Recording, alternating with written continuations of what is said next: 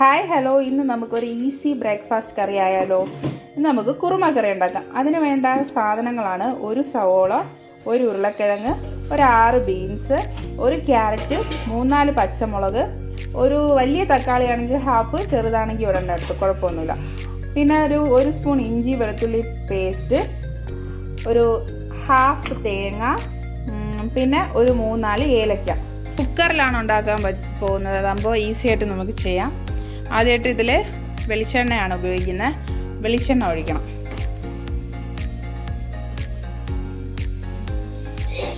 വെളിച്ചെണ്ണ ചൂടായതിന് ശേഷം നമ്മൾ എടുത്തു വെച്ചിട്ടുള്ള ഇഞ്ചി വെളുത്തുള്ളി പേസ്റ്റ് അതിട്ട് ഒന്ന് വഴറ്റി എടുക്കണം. ശേഷം പച്ചമുളക്, അതിന് ശേഷം നമ്മൾ എടുത്തു വെച്ചിട്ടുള്ള സവോള,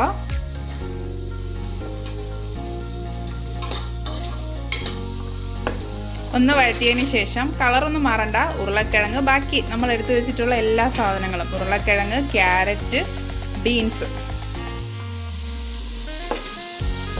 ഇതെല്ലാം കൂടെ ഇട്ട് ഉപ്പും കൂടെ ചേർത്ത് ഒന്ന് വഴറ്റിയെടുക്കണം.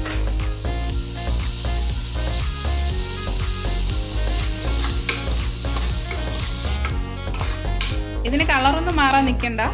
ഇതൊന്ന് വഴറ്റിയ വേണ്ട, ഒന്ന് മിക്സ് ആക്കിയതിന് ശേഷം മഞ്ഞപ്പൊടി നമ്മളൊരു ഹാഫ് ചെറിയ സ്പൂൺ അതും കൂടെ ചേർത്ത് ഒന്ന് വഴറ്റണം. ഇതിലോട്ട് നമ്മൾ എടുത്തു വെച്ചിട്ടുള്ള ആ ഹാഫ് തക്കാളിയിലെ അതിനെ ചെറിയ പീസാക്കി അതും കൂടെ ഇട്ട് കൊടുക്കുക. ഇനി ഇതിലോട്ട് 1 ഗ്ലാസ് വെള്ളവും കൂടെ ചേർത്ത് നമ്മൾ വിസിൽ വരാൻ വേണ്ടിയിട്ട് അടച്ചു വെക്കും. ഇത് 5 പേർക്ക് സെർവ് ചെയ്യാൻ പറ്റും. ഒരു നേരം 5 പേർക്ക് ഇത് കഴിക്കാൻ പറ്റും. ആ ഒരളവാണ് ഉണ്ടാക്കുന്നത്.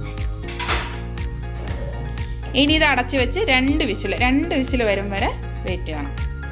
ആ സമയം കൊണ്ട് നമുക്ക് ആ അരപ്പിന് വേണ്ട സാധനങ്ങൾ ജാറിലിട്ട് അരച്ചെടുക്കാം. ഒരു ഹാഫ് തേങ്ങ, ഏലക്ക, ഇത് രണ്ടും കൂടെ ചേർത്ത് നന്നായിട്ട് കുറച്ച് വെള്ളവും കൂടെ ചേർത്ത് അരച്ച് പേസ്റ്റ് രൂപത്തിലാക്കാം. ഇതുപോലെ പേസ്റ്റ് രൂപത്തിൽ ആക്കി അരച്ചെടുക്കണം.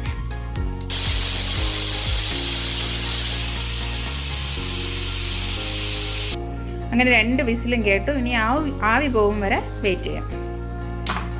ഇനി നമുക്കിതിലോട്ട് നമ്മൾ അരച്ച് വെച്ച തേങ്ങാ പേസ്റ്റില്ലേ അത് ചേർക്കാം.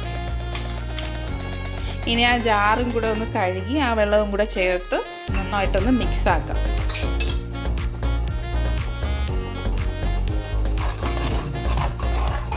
ഇനി വേറെ ഒന്നുമില്ല ഇതിലിടാൻ, മല്ലിയില മാത്രമേ ഉള്ളൂ. മല്ലിയിലയും കൂടെ ഇടുമ്പോൾ നല്ലൊരു ടേസ്റ്റ് വരും.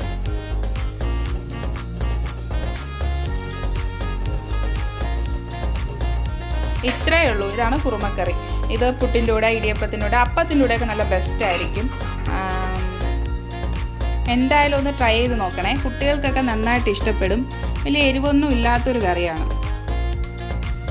ഇന്ന് നമ്മളിത് പുട്ടിനൊപ്പമാണ് സെർവ് ചെയ്യുന്നത്.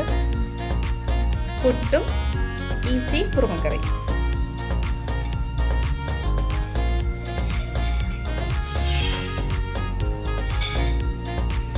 അപ്പോൾ പുതിയൊരു റെസിപ്പിയായിട്ട് അടുത്ത വീഡിയോയിലേക്ക് കാണും വരെ ബൈ.